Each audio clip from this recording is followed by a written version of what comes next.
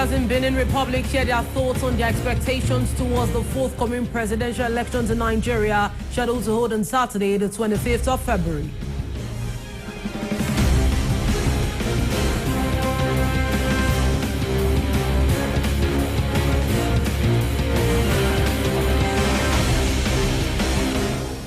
The Supreme Court of Nigeria instituted by the 10-state government against the federal government of Nigeria challenging the implementation of the Naira redesign.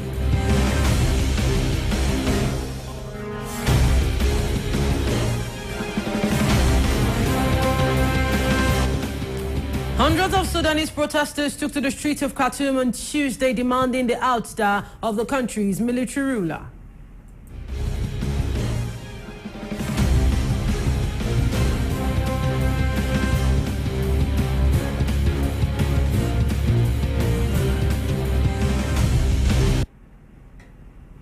Good morning.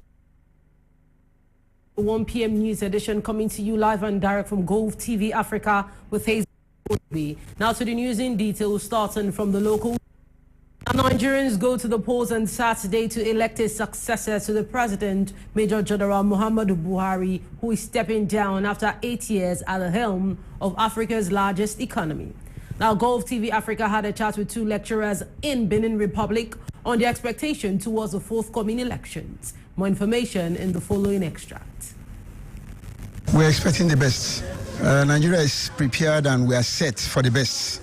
And we are praying that the best should emerge. So at this critical time, it is even very difficult for anybody to pronounce his party. But what we are looking at is the benefit Nigeria will drive at as a whole. Who will actually deliver the country from the present economic doldrum, and that will also emancipate the masses from the sufferings they've been passing through all this while. That's just what we want. We are no longer looking at personality as such. Thank you. All the candidates are my candidates. They are Nigerians. And as a matter of fact, I told you earlier I don't have any particular special interest on any particular candidate. But any candidate that can deliver the corporate interest of Nigeria as a whole is our concern. My hope and aspiration is all about the best candidate will surely emerge, of which we know the standard, we know the criteria of their standing, at least of the topmost political parties. I know that the best among them will emerge. I'm also one of those people who is campaigning for that person. And it's not any other person. When we are talking about party and the integrity and the standing of every aspirant, I know very well Obi is my candidate. And he will surely, because of the standard, and we are looking at the pedigree, we are looking at somebody, because the economy of Nigeria is already grounded. We want somebody to come and also pilot the affair and drive the economy to a better place. All machinery have been put in place.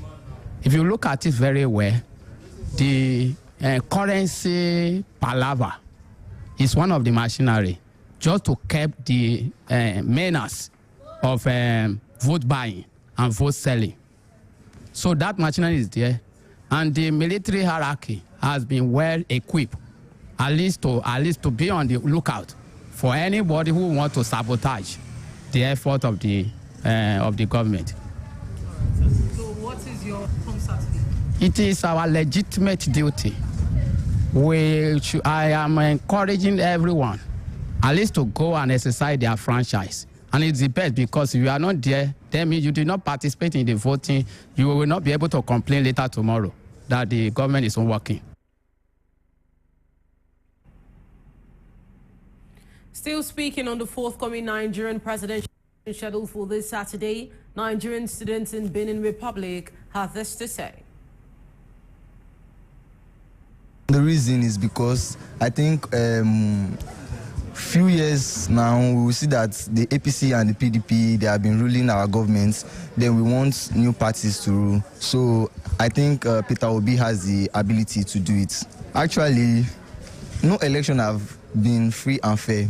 So we hope this election will be free and fair to the Nigerian citizens. I know what Peter Obi is doing. He can actually maybe win more of the heart of the citizen. My own expectation is just to, for the Nigerians to vote right, like to vote and to vote for the best person that they think that is going to serve Nigeria very well, and so that we students from Nigeria coming to Cotonou, Benin Republic, so that it can be more easier for us, so that we can even say for we coming from our country to Benin Republic is more or less maybe having another experience going to another country. Though my advice for the young ones and people like me is just that whenever they get there, they should know who to vote for, and they should vote wisely. Still on the Nigerian scene, the Ondo State Governor Rotimi Akeredolu has said the redesign and swap policy was targeted at truncating Saturday presidential elections and National Assembly elections. Now, he added that the policy was also targeted at All Progressive Congress presidential candidate Bola Tinubu to ensure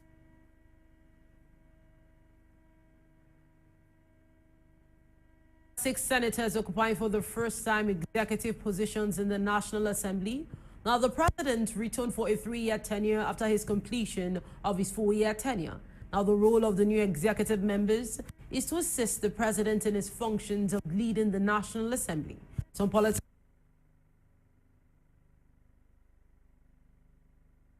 There are 6 senators occupying for the first time executive positions in the National Assembly. The president returned for a 3-year tenure after his completion of his 4-year tenure in the National Assembly. The role of the new executive members is to assist the president in his functions of leading the National Assembly. Le renouvellement du bureau à 98%. We observed that the reshuffling of the executive positions recorded a change of 98%. Why was it not 99%? The reason is because the former president was re-elected. This connotes, like an adage says, you do not change the winning team. The president was good, and when one is good, he's recompensated. I congratulate the president and beseech him to do better than the previous tenure. To the newly elected candidates, in my opinion, it is not a mistake they were elected. The political parties put their confidence in them. It is obvious they have worked hard. Let me use the first vice president as a case study. You should recognize that in his electoral constituency, he won hands down. And when someone does well, you should compensate the person. So the person... On a l'opposition à l'Assemblée. On a des démocrates qui a quand même 28 députés. The National Assembly is made up of various political parties. The Democrats have 28 senators, and I'm sure that they will do something and things will go well. Things will go better than they went before. We fought, and now we have an ambience that is good compared to the former legislature. This means things have started changing, and the head of government must be very happy because he wants everything to be credible. In my opinion, it is a good thing. We're going to pray that everything would go well, and that the senators elected will do everything possible to be at the top of their game. The office of the National Assembly is composed of senators of the majority party. The Union Renewal Progressive Party produced 4 executive members for the legislature. The Republican bloc produced 2 executive members, and the Democrats produced 1 executive member. Only 1 woman sits in the Bureau of the National Assembly's 9th legislature. She belongs to the Republican bloc. Out of the 4 executive members produced by the Union Renewal Progressive Party, there is no single woman among them. Écoutez, il y a eu 28. Il y a 28 ou 29 femmes. 29 femmes. Mais c'est du jamais vu. In the National Assembly, there are female senators. This has never happened. 29 female senators. In my opinion, this merits congratulations. In my opinion, the female senators should first prove themselves before asking for more positions. They should prove themselves in their different commissions they have been elected into. Then in the future, we would now know what to do. Mais ce que moi j'ai remarqué un peu, c'est que j'ai vu que l'UP, l'Union progressiste, au nouveau, a eu 4. Il n'y a que des hommes. Il n'y a pas de femmes. Et BR a eu 2, mais il y a une femme et un homme. I observe that the Renewal Progressive Party produced 4 executives and they are all male, no single female. The Republican Party produced 2 executive members, a male and a female. The Democrats produced 1 executive and it was just a male. If the Renewal Union Progressive Party had at least 1 female executive member, it would have followed the narrative of increasing the number of female participation in politics. Because today, the narrative is promoting women in the National Assembly. Apart from the members of the Bureau, the different commissions have also been formed. With a more representative National Assembly, the Beninese expect real control of government actions and vote of timely and essential laws for the further development of the country, Benin Republic.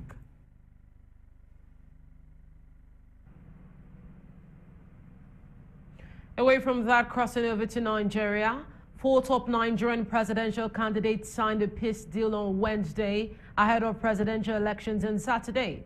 Now, the only candidate absent from the ceremony was Bola Ahmed Tinubu from the ruling All Progressive Congress, who was represented by his vice presidential running mate. Now, the head of the Nigerian Electoral Commission confirmed the organization is ready to hold the election. Now, sadly, past presidential elections in Nigeria have been marred by violence, fraud, court challenges, and a rise in ethnic tensions. The peace deal is a private initiative of religious, traditional, and opinion leaders who urge candidates to focus on issues and steer away from incitement to violence. The peace deal is a private initiative of religious, traditional, and opinion leaders who urge candidates to focus on issues and make sure the election is successful. Away from that, back to the local scene. Now, signs act as instructions for road users, issuing instructions, pointing out dangers, and giving information on how to drive.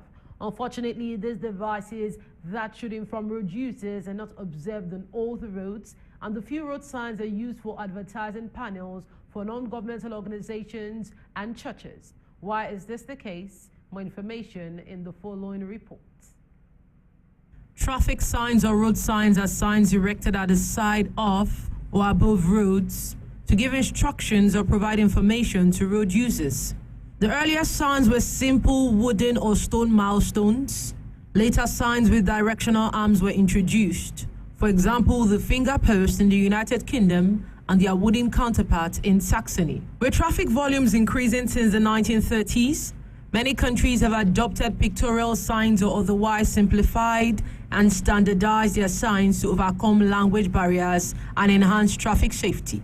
Installed along the roadsides, road signs are communication tools between the road and the road users. Whether they are illuminated, horizontal or vertical, these signs allow users to adapt their driving to the particularities of the road. Signs act as instructions for the road by issuing instructions, indicating dangers, and providing information. It thus makes driving easier, but above all, it is marked by the road users, making life easier for road users. Unfortunately, in some parts of Benin Republic, these signs are non-existent or have been vandalized in some places. Le manque de panneaux de signalisation sur nos axes routiers est en quelque The lack of road signs on the road is not a good thing because we road users are usually confronted with a lot of challenges. Let me talk about accidents. Without road signs, how do we know when to respect different instructions? In my opinion, it is something we need to find a remedy to, and the government has to find a solution. The government has to do everything possible to make road signs available on the roads in Benin Republic. Non, ce n'est pas bon. L'État doit veiller. Nous autres, à l'auto-école, on le dit. It is not good. The government has to look into it. We always talk about this at our driving school, but the problem is the government. They need to look into it and find solutions. There needs to be road signs in communes. For example, in Calabi, the roads do not have road signs. In High Jaja roundabout, accidents occur frequently and it is not good. If there are no road signs, at least there should be speed breakers. When there are no road signs, it leads to accidents. Even the very few road signs that are still in place on the roads, especially the vertical signs, do not really serve road users. Some non-governmental organizations, companies and churches have taken over them. They are now used as advertising mediums for these people to advertise their products. This is the cause of many accidents recorded on the roads because road signs prevent the users from having accidents. But when the road signs are covered, the users cannot read the signs properly. Aujourd'hui, nous constatons que les panneaux sont rares. Today we have observed that road signs are rare. Though we have a few road signs on the road, there are posters that are hidden or some road signs that were destroyed by accident and were never replaced. The few road signs that are on the roads are now used by non-governmental organizations. People put posters on the road signs, thereby covering the signal and the information. It is really serious. When a road user does not see the road sign, I do not know how he would obey the signs. You need to see the road sign in order to know the message it is passing across. But if I cannot see, I cannot follow the instruction. When this is the case, accidents would be inevitable. For road users, it is necessary to raise awareness among the population to put an end to this act of vandalism carried out by some members of the populace, and to also reprimand those who do not comply with the road signs. Le gouvernement doit veiller à ça, par l'intermédiaire des forces publiques. The government needs to handle this situation. The road users also need to watch out for these road signs because it is for our security. Without road signs, there will be lots of accidents. The non-governmental organization using the road signs as publicity, this ought not to be the case and they ought to stop. J'aimerais lancer un appel aux autorités qu'ils doivent sensibiliser la population. I want to make an appeal to the authorities. They ought to sensitize the populace. Road signs are not to be used for publicity. It is for everyone to give instruction, and everyone should be able to read the road signals and respect them. We are hopeful that these proposals given by these various people were interviewed are taken into account for the safety of our roads. It is also imperative that the signs destroyed in road accidents are to be reinstalled for the safety of the people of Benin Republic. Crossing back to Nigeria, Nigerians are facing severe economic hardship ahead of Saturday's presidential elections in Africa's most populous country, with double-digit inflations, low wages, cash and fuel shortages. Now, the economic recovery of the English-speaking giant, a country of at least 215 million people, will be one of the major issues at stake in the elections. Now, inflation is approaching 22% in Nigeria, and the national currency, the naira, is constantly plummeting against the dollar. Currently, it is 750 naira to $1 in the black market, compared to 200 naira in 2015. Now, to make matters worse, Nigeria is facing a severe cash shortage due to recent central bank reforms, which gave Nigerians 3 months to return all their old notes without putting the equivalent in new denominations back into circulation. For weeks, the Nigerian populace have struggled day and night to find cash. Long queues have formed outside banks and bureau de change, and many have closed, unable to meet the demand. In several major cities, Lagos, like Benin City, to Kano, widespread expiration led to the riots, and the front-runners for the presidency, 2 former governors and a former vice president, all claim long experience in politics and business skills to give their voters hope for a better future in Nigeria. Still on the Nigerian scene, the Supreme Court of Nigeria has consolidated a suit instituted by 10 state governments against the federal government of Nigeria, challenging the implementation of the Naira redesign. More information in the following reports. in the nation's capital, where the Supreme Court has consolidated the suits instituted by the 10 state governments against the federal government, challenging the implementation of the Naira redesign. At the last hearing on February the 15th, 7 states joined the 3 initial states as co-plaintiffs, while Edo and Bayelsa states joined the federal government as co-defendants.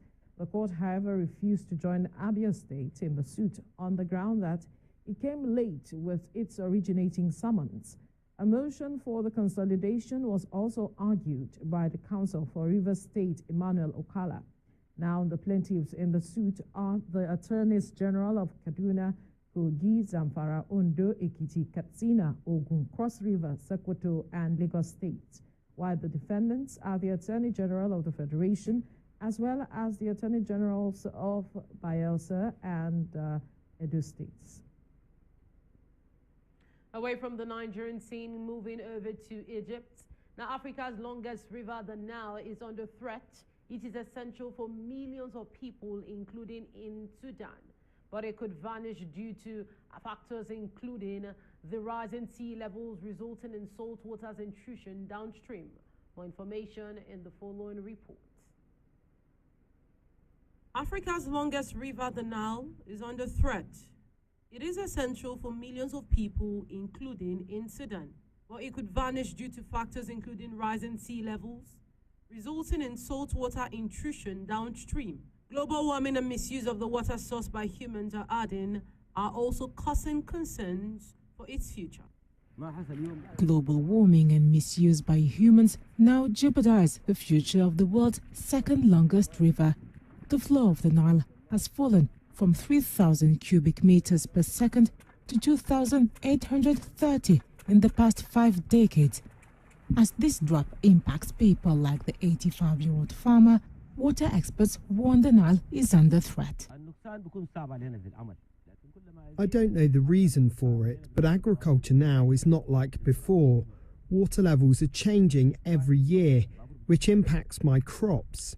It takes longer time, and I use plumbing in order to irrigate the crops, which also needs gasoline, and it's an added cost to my crops. With the expected loss of water for environmental impacts, another issue is the increase of population against the current Nile quota.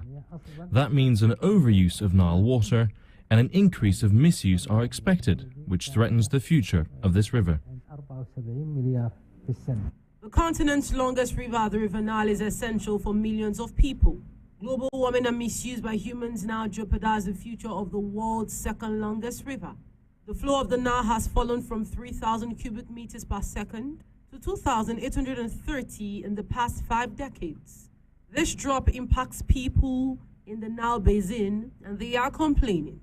A lack of rainfall and increased droughts expected in Africa means river flow could fall by 70% by 2100, according to United Nations forecast. It is predicted there could be a 75% loss of available water per local resident. In 2010, 5 upstream states signed a cooperative framework agreement. The text outlines principles, rights and obligations for cooperative management and development of the Nile Basin water resources. Experts believe the river can only be saved if the country it passes through commits to better joint management and sustainable development policies.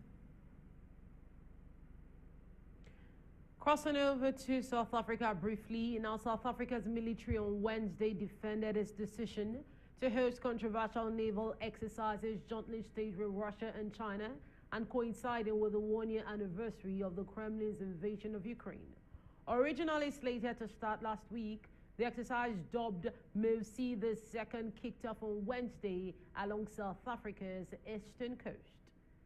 Away from that, crossing over to Tanzania, Tanzania's government gave its approval on Tuesday for the construction of a $3.5 billion crude oil pipeline. Now, the 1,443-kilometer pipeline will transport crude from vast oil fields being developed in Lake Albert in northwestern Uganda to a Tanzanian port on the Indian Ocean. More information in the following report. Tanzania's government gave its approval on Tuesday for the construction of a $3.5 billion crude oil pipeline, part of a controversial mega project that has raised concerns over human rights and the environment. The 1,443-kilometer pipeline will transport crude from vast oil fields being developed in Lake Albert in northwestern Uganda to a Tanzanian port on the Indian Ocean. The pipeline required approval from both countries, and last month, Uganda issued a license to the project operator, the East African Crude Oil Pipeline. The $10 billion oil fields and pipeline project has run into strong opposition from rights campaigners and environmental groups that say it threatens the region's fragile ecosystem and the livelihoods of tens of thousands of people. It is being jointly developed by the China National Offshore Oil Corporation and France's Total Energies, along with the state-owned Ugandan National Oil Company.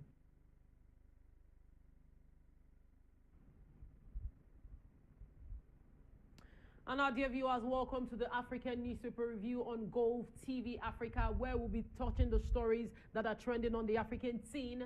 Now we're kickstarting with the pages of The Guardian, Nigeria. Now on the pages of The Guardian, Nigeria, the top story reads, again, the Supreme Court defers ruling on Naira redesign to after election.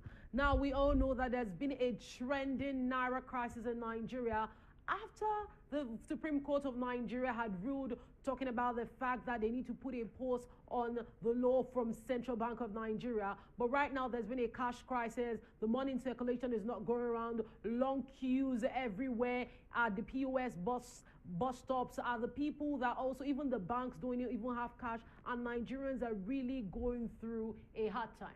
Now, away from that, crossing over to this story, the story says, Buhari and Oshibanjo support group apologizes to Nigerians, dumps APC for PDP on pages 3 of The Guardian, Nigeria.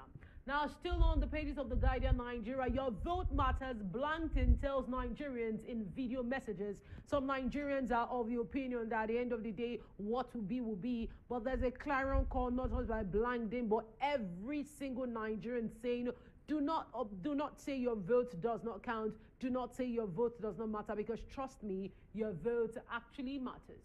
Now, still on the pages of The Guardian, Nigeria, it says, court reprimands Rivers federal lawmaker is in prison custody 48 hours to election. That is a national story that could be found on the pages of The Guardian, Nigeria. I'm going to be crossing away from The Guardian, Nigeria, still on the African scene, but now moving over to the front page of The Nation, Malawi. The whole world is waiting in anticipation for the presidential elections of Nigeria come Saturday, the 25th of February, 2023.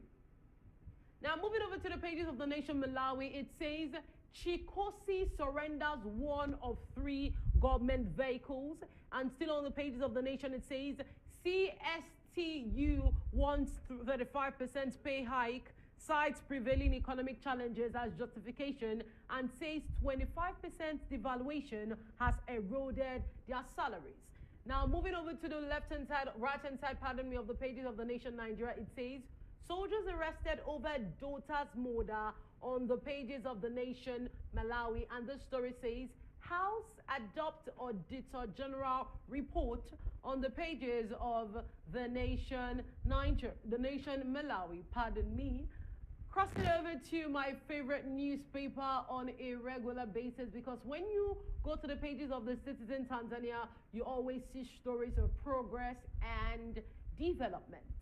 Now, on the pages of The Citizen Tanzania, the top story reads, factors behind 25% insurance slip. Provisional figures show that total premiums collected by insurers crossed the 1 trillion shillings mark in 2022 to reach 1.15 trillion shillings, driven largely by the construction and banking industry.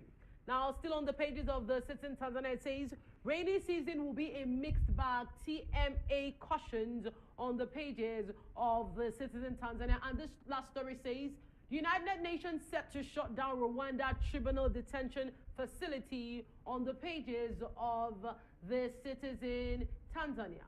Now, we're still on the African Newspaper Review, crossing away from The Citizen Tanzania, crossing over to the front page, Liberia.